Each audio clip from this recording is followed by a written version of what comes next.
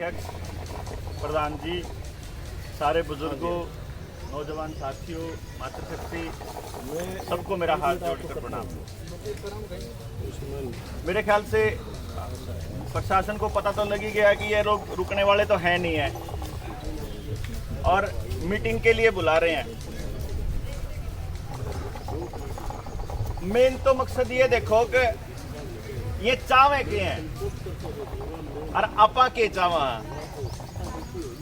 ये जो आपा ने देना चावे हैं आपा वो लेना चावा। हाँ, अग मारे जी में कुछ हो रहा है, इनके जी में कुछ हो रहा है। वैसे मेरे से पहले सारे ने बता भी दिया, एक ब्लॉक में तय आधे आदमियां ते देना, एक डिस्ट्रिक्ट में तय कुछ आधा देना, कुछ आधा ना देना। कुछ लोग न्यू सोचेंगे हमारा तो आ लिया, हमने की जरूरत जारी है, जिन्हें नहीं मिला वह न्यू कहेंगे करे थारा है, तम ना अपना अपना भर कर तम चुप रहेगे। तो बीच में आपस में गांव में जूत बाज जाए इनका, फिर दोबारा से वही कहानी हो है। एक तो ये न्यू प्लान कर रहे हो, एक न्यू प्लान कर रहे हो कि आपा नाड़े बैठा के और ये पाछे तो कोई और खेल खेल रहे हो। मेरे तो एक लोहान साहब का फोन आया, सुरेंद्र लोहान कह रहे थे मैं आऊंगा, पता नहीं आ लिए कि नहीं आ लिए। यहाँ न्यू कहते बोला आड़े तो आपा यो काम करन लाग रहे, हाँ तो धरने बैठे। हाँ, जुड़ से जागरूक नहीं है वो अपना घर तक लिकट दे नहीं। जागरूक आदमी तो बाहर लिकट रहा है आज के टाइम में। आड़े देख लो, खेड़ी चौपटा में देख लो, बास में देख लो, दिल्ली में देख लो, रोहतक में देख लो, आप पंचकुला में चले जाओ, चंडीगढ़ में चले जाओ, जिसने थोड़ी बहुत हका की आवाज उठानी आवे है वो आज घर में नहीं है। उसने बेरा है घर में रहा तो अगली पीढ़ी तक सत्यानाश के अलावा कुछ और देके जाना नहीं है। क्या है यो? अब जो जागरूक नहीं है वो ना खुद लिकट रहा, ना अपने बड़का निकाल रहा घर बार, और उसने बेरा भी को नहीं कि के खेल होने लग रहा है। आपको यहाँ बिठा करके अभी तो मुआवजे की कहानी है जो समझ में नहीं आई। मारा 3 कानून अपन लागे वापस ले लिए। वापस कौन गए हैं कदम सोच रहे हो? मकसद क्या था? मकसद था कि किसान की खरीद जो है वह सरकार ना करे, प्राइवेट कंपनियां करें। आलिया 8 तारीख ने आदेश कि एफसीआई नहीं खरीदेगा, मंडी नहीं खरीदेगी, सीधा जियो के उसमें साइलोज में जाएगा। आलिया ना आदेश है, लग गया होगा बेरा। फूड कॉर्पोरेशन ने बोल दिया कि इन 5 जिला के अंदर मंडी के अंदर खरीद नहीं होएगी, किसान सीधी अपनी फसल लेके ना साइलो में जाओगा, सीधा साइलो में। यानी कि जो मंडी खत्म करने वाला कानून था वो चालू हो गया बैकडोर से। दूसरा एक था एसेंशियल कमोडिटी एक्ट, जिसके बारे में चाचा समझाया करते कि जमींदार तो फिर भी बोलेगा, जो साहब बोंदा नहीं है ना वो बालक के ऊपर खाओगा जिस जो अनाज कोटे तले हुए हैं। तो आपकी खबर के लिए भी बता दूं, जिनसे घर बैठे हैं ना, जिनसे न्यूज सोच रहे हैं कि लड़ाई उनकी जिनकी जमीन है, मैं उनसे भी बता दूं, इन प्रेस वाले भाइयों के थ्रू बाकी कि सरकार के पास 2.5 लाख मीट्रिक टन अनाज होया करता 2 साल पहले से। जब किसान आंदोलन शुरू होया उससे 1 साल पहले एफसीआई ने ये रिकमेंडेशन दिया था, ये सिफारिश दी थी कि अनाज खरीदने की जरूरत नहीं है। एफसीआई पे कौन संभलता?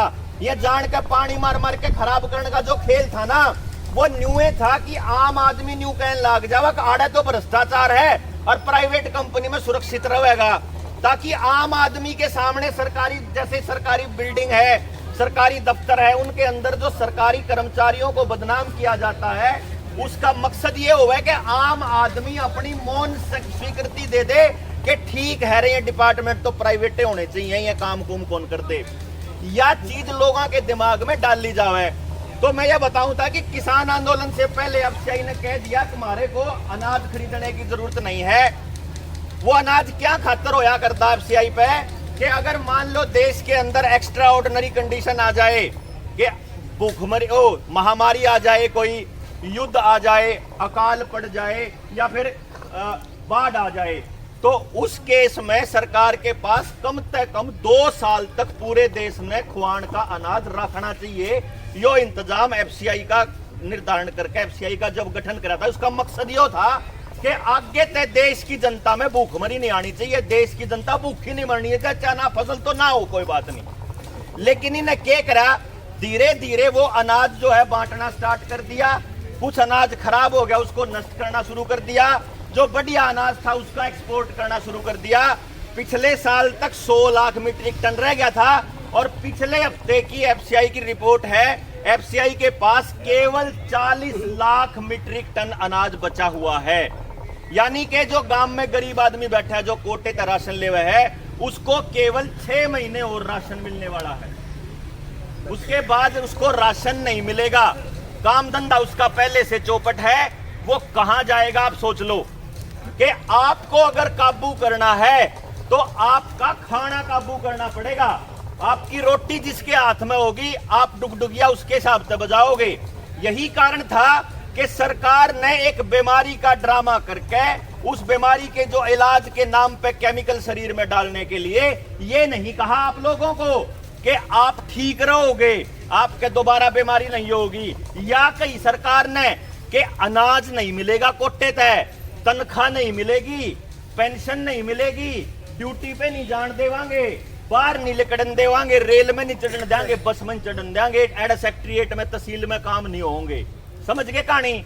यानी रोटी गेल जोड़ दिया जिंदगी गेला के। आपकी रोटी अगर काबू में है तो काबू में है। एक अकेला तबका था यो जमींदार आला, किसान आला, जो 1 साल इन कमीना के शामी छाती अड़ा के खड़ा रहा कि तू मार सके जितने मार ले, जितनी बलि लेना चाहे ले ले। इनके न्यू समझ में आ गया कि यो तबका खत्म करना जरूरी है। और तब से पिछले 2 साल से खेता में जो आपको बीज दिए जाते हैं उन बीजा के अंदर बीमारी नए डाल की आन लगी। उनका बीज भी बाजार से लाने पड़े हैं, उनकी बीमारी भी बाजार तावे गेल्या बीज की गेल, और उन्हें कंपनियां की फिर आपने दवाई लेनी पड़े। आपका खेती करना इतना मुश्किल कर दिया कि डीजल भी महंगा, ट्रैक्टर भी महंगा, लोन भी ज्यादा, किसान क्रेडिट कार्ड के नाम पे किसान कर दिए कर्जदार, और फसल ही आपकी कोई खरीदने नहीं है आगे आने वाले टाइम में। तो जमींदार की जमीन नीलाम होने के लिए पहले से ही तैयार पड़ी है। गरीब आदमी की न्यू पड़ी है, जमींदार की न्यू पड़ी है। रह गए नौकरियां वाले, सारे के सारे डिपार्टमेंट धीरे धीरे बंद होने लग रहे होंगे। आपने समझ मान लग रही होगी। 3 दिन पहले का मुकेश अंबानी का बयान याद करो, जब उसने ये कहा था कि नौकरी नाकरी सपने का खेल है, आने वाले टाइम में सारा काम रोबोट करा करेंगे। यार संसद के अंदर बिल पेश कर दिया ना प्रधानमंत्री ने न्यू कहा था कि आने वाले टाइम में खेती में फार्मिंग विदाउट फार्मर, जिसके रुक के हम 3 साल हो मारन लाग रहे। जिस टाइम पे बिल गेट्स आया था ना, यहाँ नीति आयोग में कह के गया था प्रधानमंत्री तक कि आने वाले टाइम में जमींदार खत्म करना जरूरी है। इसकी जमीन काबू करेगी। जब जमीन तो दे नहीं है जमींदार, तो ऐसा है कि एक डोला जे गलत फालतू डोला ला दे तो लठबाज जा उधर पड़ोसी के ला वो जमीन का इतना टुकड़ा ना देवे। इतनी जमीन क्यों कर ले होगा, इतनी जमीन ले होगा, इसका जमीर मार के इतना जमीन ले होगा। इसने कर्जदार बना के कर्जदार। भूमि अधिग्रहण कानून जिस तरीके से लागू करा जा रहा है वो सीधा सीधा आपकी जमीनों पे सीधे अटैक है। लाल डोरा तोड़ के आपकी जो साझे की जमीन थी, जो पंचायत की जमीन थी, जो पुरखा ने दान दे रखी थी, वह सारी की सारी अपने नाम कर ली सरकार ने। गणखरी पंचायत में थोड़ी बहुत रह रही है। अब आपकी जिंदगी से जुड़े हुए सारी चीज 1 नंबर गेल जुड़ रही है, जिसने आधार कवे हैं। जिनका नहीं जुड़ रही है उनका प्रेशर आ रहा है 31 तक जोड़ो, और जिनका नहीं जुड़ा है उनका 31 तक और नए नए सिरे आने लग रहे हैं। नया आधार कार्ड, नई पानी की पाइपलाइन बिछन लग रही है, गैस की भी पाइपलाइन बिछन लग रही है। जो बास में धरना चल रहा है, जो सिसाए में हो लिया कि गांव को नगर पालिका बनाने वाला जो खेल है, इसका खेल आपके समझ में नहीं आएगा, क्योंकि आप लोगों को टेक्नोलॉजी का नहीं पता। लेकिन मोटे मोटे तौर पे बता दूं, बिना टेक्नोलॉजी का इस्तेमाल किए आने वाले टाइम में आपकी जिंदगी का एक एक पहलू उसको ट्रेस किया जा रहा है, उसको पूरा निगरानी रखी जा रही है। आपकी गाड़ी कहां कहां से गुजरती है इस बात की जानकारी टोल टैक्स देता है। आप किस किस से बात करते हो, आप मोबाइल में किस किस की वीडियो देखते हो, आपका दिमाग किस टाइप का है, ये आपका मोबाइल बताता है। कितने कदम चलते हो, कितना क्या करते हो, ये आपका मोबाइल बताता है। शहर में आप कहां कहां जाते हो, ये पूरी जानकारी सीसीटीवी कैमरे देते हैं। और आपका लेन देन किस किस के साथ है और किस तरह के लोगों के साथ है, किस चीज के साथ है, वो सारी जानकारी आपका बैंक देता है। पहले किसी ने बेरा को ना होता कि मैंने किस पे रुपये ले रखे, मैंने इस पे भी ले रखे हो, इस पे भी ले रखे हो, इस पे सारा पे ले लेगा ना, अपना काम चला कर फिर भाईचारे के हिसाब से उल्टा दे दिया करता है। सारे के सारे ट्रांजैक्शन बैंक के जरिए होते हैं ताकि आपकी जिंदगी को वहां से पढ़ा जा सके। अब आपको रगड़ना इतना आसान है कि आपकी सारे के सारी सर्विस एक आधार कार्ड के साथ जुड़ चुकी है, और अब आपको रगड़ना है तो एक सर्विस बंद कर दो, आपका सब कुछ बंद हो जाएगा कि वो चलता नहीं है पीछे से। यही इनका अगला प्लान है। आने वाले 1 साल में, गणा नहीं कह रहा हूं मैं, 1 साल में आपको फूड क्राइसिस भी नजर आएगा। फूड क्राइसिस मतलब भूखमरी। इस देश के अंदर भूख से लोग मरने स्टार्ट होंगे। ये मरने तो बहुत पहले से शुरू हो लिए थे। 2014 में जिस टाइम पे प्रधानमंत्री ने ये कहा था, सॉरी अरुण जेटली ने, वित्त मंत्री ने, कि आधार कार्ड कंपलसरी है आपके राशन कार्ड के साथ जोड़ना, उस वक्त बिहार के अंदर 15-20 लोग भूखे मरे थे। अनाज कौन दिया था? कोट्याला ने उनता है। उस दिन कोई नहीं बोला था। फिर उसके बाद जिन धीरे धीरे हर एक डिपार्टमेंट को प्राइवेटाइज करना शुरू किया इन लोगों ने, तब भी आप चुप रहे थे। हमने न्यू नहीं सोचा हमारे बालक जुन से जिन आप पढ़ान लाग रहे हैं वो नौकरी कौन से डिपार्टमेंट में करेंगे जब डिपार्टमेंट नहीं बचेंगे। तो जुन से बालक घर बैठे हैं ना अपने, जुन से मोबाइल के कैदी हुए बैठे हैं, जब उन्हें लड़न नहीं सिखाओगे तो तारी जिंदगी मेरे ख्याल से 20-30 साल की और गणखरी रह रही होगी। जिनने यो किसान आंदोलन जीत्या है ना 45+ आड़ा ने, यह गणे दिन तक लड़ाई लड़न के नहीं रंदे हैं। फिर अगली औलाद के ऊपर लड़ेगी नहीं तो बता दो। इनने तो पूरा प्लान कर रखा है कि अगली औलाद ने धर्म के और जात के उसमें लड़ाई में फंसा दियो। जो कति छोटी है वह तो अपनी उन मोबाइल में उड़ जाके गेमा में लाई दी है। जो बड़े स्कूल वाले हैं, स्कूल भी बंद हो गए, कॉलेज भी बंद हो गए, डिपार्टमेंट भी बंद हो गए, नौकरी भी खत्म होगी, किसान जमींदार भी खत्म होगा। तो रोटी के लिए जो कर बंदर ने मदारी नचाया अगर न्यू नाचोगे और हमारी औलाद भी नाचेंगी। अगला काम एक कर लियो। अगर जे अगला धरना में संख्या बढ़ाने की बात हो रही हो, जितने आड़ा बैठे हैं ये भी रुए भी गामा में जाकर थोड़ी सी बड़ी मीटिंग कर लो, सारे आ जाओ, और उस मीटिंग के बाद एक निर्णय ले लो कि भाई यू काम इन जवाना से दे दो। असलियत में मतलब जो कहने का मतलब पाछे रहो लठ लेके ने, कोई बांगा चल रहा तो अपने लठ का इस्तेमाल करो, लेकिन अपने नौजवान बालका ने कम से कम सिखा तो दो आंदोलन करने, लड़ाई लड़नी। ना किसान आंदोलन में 1 साल सिखा पाए आप उनते, और ना आगे सिखाने लाग रहे, और ये तो अपन बुजदिल बनाने लाग रहे हैं।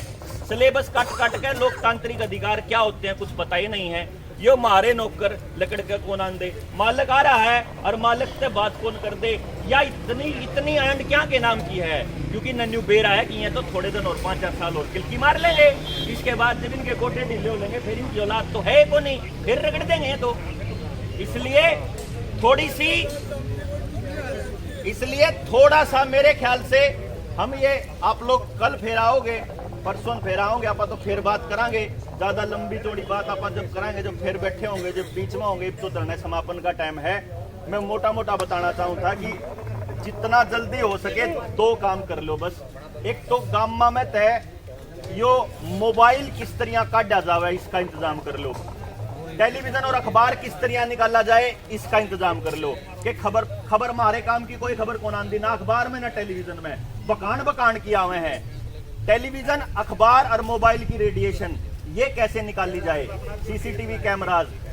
चौथे नंबर पे जो सी चीज आपने करण की है वह यह है कि भाई जो सरकार के फरमान हैं, जो गांव में जो योजनाएं हैं, पिछले जो 7 साल तक 8 साल तक एक काम होने लग रहा है, हर चीज को आधार के साथ जोड़ा जा रहा है। और अब जो सर्टिफिकेट नया मेडिकल वाला इसके साथ जोड़ा जा रहा है। सरकार के सारे काम सस्पेंड कर दो, लिस्ट बना लो गामा की के है, अपने अस्पताल में कौन चाहिए, स्कूल में कितने मास्टर चाहिए, के सुविधा चाहिए, किस ने लॉकडाउन में नुकसान होया उसकी कर्ज की भरपाई, जमींदार ने जो कर्जदार बनाया गया इस पूरे के पूरे, इस आंदोलन में हमारी गलती थोड़ा थी, सरकार की गलती थी ना। तो आंदोलन में जो रुपया हमारा लग गया है उसकी भरपाई सरकार पे लेंगे आप। अगर जब ठीक सर लगता हो आपने कि भाई यो इसका हिसाब कौन करेगा जो हमारा नुकसान होया, जब तना उल्टे लेने थे, जब तना यो माननीय थी तो उल्टे लेने थे, तो दिए क्यों थे, धक्का क्यों करा था। तो जो लॉकडाउन लगा के जो दुकान बर्बाद करी है, जो मार्केट बर्बाद हुई है, जो किसान बर्बाद हुआ है, इसका हिसाब किताब का एक लिस्ट तैयार करके गांव वाइज, और जिन के साइड इफेक्ट शरीर में हो रहे हैं उनकी लिस्ट तैयार करके अपनी लिस्ट के जब तक ये काम पूरे नहीं होगी गांव में सरकार का कोई योजना लागू नहीं होगी। क्योंकि आपके गांव में योजना लागू होने का मतलब आपकी गुलामी की राय तैयार होने लग रही है। पंचायती फैसले